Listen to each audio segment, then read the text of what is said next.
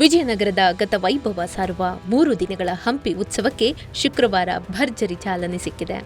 ನಾಡಿನ ಭವ್ಯ ಇತಿಹಾಸ, ಸುವರ್ಣ ಆಡಳಿತದ ಪ್ರತಿಧ್ವನಿಯಂತಿರುವ ಹಂಪಿಯಲ್ಲಿ ರಾಜ್ಯ ಸರ್ಕಾರ ಹಮ್ಮಿಕೊಂಡಿರುವ 3 ದಿನಗಳ ಸಾಂಸ್ಕೃತಿಕ ಉತ್ಸವಕ್ಕೆ ಮುಖ್ಯಮಂತ್ರಿ ಸಿದ್ದರಾಮಯ್ಯ ನಗಾರಿ ಬಾರಿಸುವ ಮೂಲಕ ಶುಕ್ರವಾರ ಸಂಜೆ ವಿದ್ಯುಕ್ತ ಚಾಲನೆ ನೀಡಿದರು.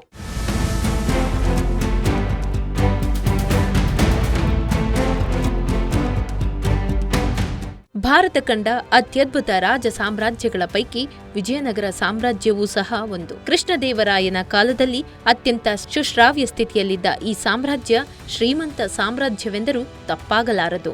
ಬೀದಿ ಬದಿಗಳಲ್ಲೇ ರತ್ನ, ವೈಢೂರ್ಯ, ವಜ್ರಗಳ ವ್ಯಾಪಾರ ನಡೆಯುತ್ತಿತ್ತೆಂದರೆ ನೀವೇ ಊಹಿಸಬಹುದು ವಿಜಯನಗರದ ವೈಭೋಗವನ್ನ. ಹೀಗೆ ಆರ್ಥಿಕ ಶ್ರೀಮಂತಿಕೆ ಒಂದೆಡೆಯಾದರೆ ಶಿಲ್ಪಕಲೆ ದೃಷ್ಟಿಯಿಂದ ಇನ್ನಷ್ಟು ಹೆಚ್ಚಾಗಿ ವಿಕಸಿತಗೊಂಡಿದ್ದು ಹೊರಗಿನವರಿಗೂ ಒಂದೊಂಬೆಯಾದರೂ ಹೊಟ್ಟೆ ಕಿಚ್ಚು ಪಡುವಂತೆ ನಳನಳಿಸುತ್ತಿದ್ದವು ಶಿಲೆಯಲ್ಲಿನ ಮೂಡಿದ ಶಿಲ್ಪಕಲಾಕೃತಿಗಳು. ಈ ಸಾಮ್ರಾಜ್ಯದ ಒಂದೊಂದು ಮೂಲೆಗಳಲ್ಲೂ ನಿಪುಣ ಶಿಲ್ಪಕಾರರ ಅದ್ಭುತ ರಚನೆಗಳು ಸುಂದರವಾಗಿ ರೂಪುಗೊಂಡಿದ್ದವು. ಹೀಗೆ ತನ್ನದೇ ಆದ ಐತಿಹ್ಯ ಮತ್ತು ಇತಿಹಾಸ ಸಾರುವ 3 ದಿನಗಳ ಹಂಪಿ ಉತ್ಸವ ನೋಡುಗರನ್ನ ತನ್ನ ಕೈಬೀಸಿ ಕರೀತಿದೆ. ಐತಿಹಾಸಿಕ ಹಂಪಿ ಉತ್ಸವ 2026ರ ಅದ್ದೂರಿ ಉದ್ಘಾಟನಾ ಸಮಾರಂಭದಲ್ಲಿ ಭಾಗವಹಿಸಿ ಸಿದ್ದರಾಮಯ್ಯ ಮಾತನಾಡಿದ್ರು. ಹಂಪಿ ಉತ್ಸವದ ಇತಿಹಾಸವನ್ನು ಸ್ಮರಿಸಿದ ಮುಖ್ಯಮಂತ್ರಿಗಳು ಮೈಸೂರು ದಸರಾದ ಮಾದರಿಯಲ್ಲೇ ಹಂಪಿಯಲ್ಲೂ ವಿಜೃಂಭಣೆಯ ಉತ್ಸವ ನಡೆಯಬೇಕು ಎಂದು ಆಶಿಸಿದರು.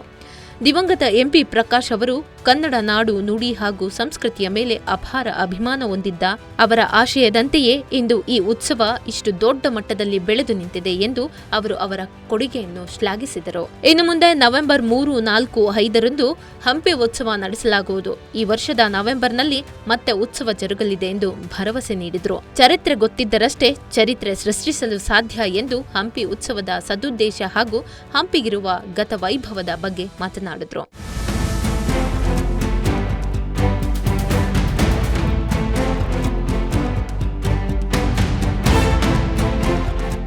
ದಸರಾ ಉತ್ಸವವನ್ನು ಮಾಡ್ತಾ ಇದ್ದು ಹಂಪಿನಲ್ಲಿ ಯಾಕೆ ಮಾಡಬಾರದು ಅಂತಕ್ಕಂಥ ಪ್ರಶ್ನೆಯನ್ನ ನನ್ನ ಮುಂದೆ ಪ್ರಸ್ತಾಪ ಮಾಡಿದ್ರು. ನಾನು ಹೇಳಿದೆ, ನಾನು ಫೈನಾನ್ಸ್ ಮಿನಿಸ್ಟರ್ ಆಗಿ ನೀವು ಏನು ಹೇಳಿದ್ರು ಕೂಡ ಮಾಡ್ತೀನಿ ಅಂತಕ್ಕಂಥ ಮಾತುಗಳನ್ನು ಹೇಳಿದ ಮೇಲೆ ಹಂಪಿ ಉತ್ಸವವನ್ನು ಮಾಡಿದ್ರು. ಬಹುಶಃ ಇವತ್ತು ಹಂಪಿ ಉತ್ಸವ ಇಡೀ ಜಗತ್ತಿನ ಜನರನ್ನ ಇಲ್ಲಿಗೆ ಬರಮಾಡ್ಕೊಳ್ತಕ್ಕಂಥ ರೀತಿಯಲ್ಲಿ ಆಗ್ತಾ ಇದ್ರೆ ಅದಕ್ಕೆ ಕಾರಣ MP ಪ್ರಕಾಶ್ ರವರು ಅಂತಕ್ಕಂಥ ಮಾತುಗಳನ್ನು ಹೇಳಲಿಕ್ಕೆ ಬಯಸ್ತಾ ಇದ್ದಾರೆ. MP ಪ್ರಕಾಶ್ ರವರು ಈ ಸಂಸ್ಕೃತಿ, ಭಾಷೆ ಮತ್ತೆ ಸಾಹಿತ್ಯ, ನಾಟಕ, ಚಲನಚಿತ್ರಗಳು ಇದರಲ್ಲಿ ಅಪಾರವಾದಂಥ ಆಸಕ್ತಿ ಇದ್ದಂಥ ವ್ಯಕ್ತಿ. ಅವರು ಸ್ವತಃ ನಟರಾಗಿದ್ದರು. ಅವರು ಈ ಉತ್ಸವವನ್ನು ಆಚರಣೆ ಮಾಡಲಿಕ್ಕೆ ಬಹಳ ಆಸಕ್ತಿಯನ್ನು ತಗೊಂಡು ಮಾಡಿದ್ರು ಅಂತಕ್ಕಂಥ ಮಾತುಗಳನ್ನು ಈ ಸಂದರ್ಭದಲ್ಲಿ ಹೇಳ್ತಾ, ಅವರು ದಿವಂಗತರಾಗಿದ್ದಾರೆ. ಈಗ ಅವರು ಇವತ್ತು ಇಷ್ಟೊಂದು ಜನ ನೀವೆಲ್ಲ ಸೇರಿದ್ದೀರಲ್ಲ, ಇದಕ್ಕೆ ಕಾರಣ MP ಪ್ರಕಾಶ್ ರವರು.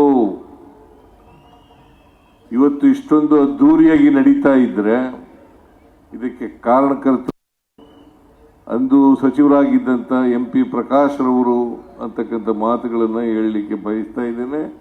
ಈ ಜಿಲ್ಲೆನಲ್ಲಿ ಅವರು ಈ ಕರ್ನಾಟಕದಲ್ಲಿ ಬಹಳ ಅಪರೂಪದ ವ್ಯಕ್ತಿ ಅಂತಕ್ಕಂಥ ಮಾತುಗಳನ್ನು ಕೂಡ ಈ ಸಂದರ್ಭದಲ್ಲಿ ನಾನು ತಿಳಿಸಲಿಕ್ಕೆ ಬಯಸ್ತಾ ಇದ್ದೇನೆ.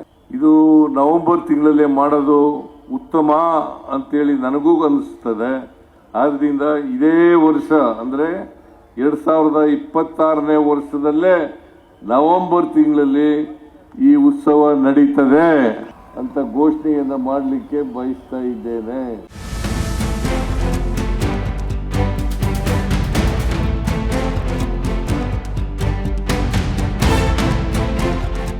ಜಿಲ್ಲಾ ಉಸ್ತುವಾರಿ ಸಚಿವ ಜಮೀರ್ ಅಹ್ಮದ್ ಮಾತನಾಡಿ, ಹಂಪಿ ಉತ್ಸವವನ್ನು ಭರ್ಜರಿಯಾಗಿ ಆಯೋಜನೆ ಮಾಡಿ ಇವತ್ತು ಸಿಎಂ ಉದ್ಘಾಟನೆ ಮಾಡಿದ್ದಾರೆ. ಮುಂದೆಯೂ ಇದು ಅತ್ಯಂತ ವಿಜೃಂಭಣೆಯಿಂದ ಜರುಗುತ್ತದೆ ಅಂತ ಹೇಳಿ ವಿಜಯನಗರದ ಅಭಿವೃದ್ಧಿಗೆ ಬೇಕಾದ ಅನುದಾನ ಮತ್ತು ಅಭಿವೃದ್ಧಿ ಕಾರ್ಯಗಳ ಕುರಿತು ಮುಂದೆ ಮಾತನಾಡಬೇಕಾದ ಕೆಲಸವನ್ನು ಪ್ರಾಮಾಣಿಕವಾಗಿ ಮಾಡುವುದಾಗಿ ಹೇಳಿದ್ರು. ನಟ ಶಿವರಾಜ್ ಕುಮಾರ್, ದಿವಂಗತ ಪುನೀತ್ ರಾಜ್ಕುಮಾರ್ ಅವರ ಪತ್ನಿ ಅಶ್ವಿನಿ, ಕಾನೂನು ಹಾಗೂ ಸಂಸದೀಯ ವ್ಯವಹಾರಗಳ ಸಚಿವ ಎಚ್.ಕೆ. ಪಾಟೀಲ್, ಶಾಸಕರಾದ ನಾರಾ ಭರತ್ ರೆಡ್ಡಿ, ಲತಾ ಮಲ್ಲಿಕಾರ್ಜುನ್, ಎಚ್.ಆರ್. ಗವಿಯಪ್ಪ, ನೇಮಿರಾಜ್ ನಾಯ್ಕ, ಎಲ್. ಕೃಷ್ಣಯ್ಯ ಮತ್ತಿತರರು ಭಾಗವಹಿಸಿದ್ದರು. ಇದೇ ಸಂದರ್ಭದಲ್ಲಿ ಆಯೋಜಿಸಿದ್ದ ಲೇಸರ್ ಲೈಟ್ ಪ್ರದರ್ಶನ ನೋಡುಗರ ಕಣ್ಮನ ಸೆಳೆಯಿತು.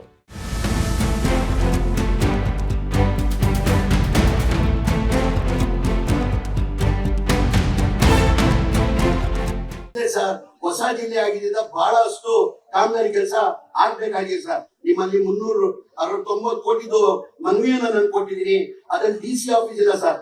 ಜಿಲ್ಲೆ ಬೇರೆ ಆಗಿದ್ದ ಕಾರಣಕ್ಕೆ ಟೆಂಪರರಿ ಡಿಸಿ ಆಫೀಸ್ ಆಗಿ ನಾವು ಆಪರೇಟ್ ನಡೆಸ್ತಾ ಇದೀವಿ ನಾವು. ಅದಕ್ಕೆ ಡಿಸಿ ಆಫೀಸ್ ಮಾಡಕ್ಕೆ 100 ಕೋಟಿ ವೆಚ್ಚದಲ್ಲಿ ಡಿಸಿ ಆಫೀಸ್ ಹಾಕದ. ಆ ಡಿಸ್ಟ್ರಿಕ್ಟ್ ಕೋರ್ಟ್ ಕಾಂಪ್ಲೆಕ್ಸ್ ಗೆ 10 ಎಕರೆ ಜಾಗನ ತಾವು ಅಲಾಟ್ ಮಾಡಿದ್ರೆ ಸರ್. ಆ ಕಟ್ಟಡಗಳು ಬೇಕಾದ್ರೆ ಕನಿಷ್ಠ ಅದಕ್ಕೆ 150 ಕೋಟಿ ಬೇಕಾಗ್ತದೆ ಸರ್. ನಮ್ಮ ಡಿಸ್ಟ್ರಿಕ್ಟ್ ಹಾಸ್ಪಿಟಲ್ಗೆ ಇಕ್ವಿಪ್ಮೆಂಟ್ಸ್ ಮತ್ತೆ ಕ್ವಾರ್ಟರ್ಸ್ ಕಟ್ಟಕ್ಕೆ ಅದಕ್ಕೊಂದು 100 ಕೋಟಿ ಆಗ್ತದೆ sir. Forest department office complex ಗೆ ಇವಾಗ 25 ಕೋಟಿ, construction of forest department office staff ಅಂತ 15 ಕೋಟಿ. ದಯಮಾಡಿ ಮಾನ್ಯ ಮುಖ್ಯಮಂತ್ರಿಗೆ ನಾನು ಕೈ ಜೋಡಿಸಿ ಮನವಿ ಮಾಡ್ಕೊಳ್ತೀನಿ. ಈ ಬಜೆಟ್ ಅಲ್ಲಿ ತಾವು ದಯಮಾಡಿ ಇದು 390 ಕೋಟಿಯನ್ನ ಘೋಷಣೆ ಮಾಡ್ಬೇಕಂತ ನಮ್ಮ ಹೊಸ ಜಿಲ್ಲೆ ಸರ್.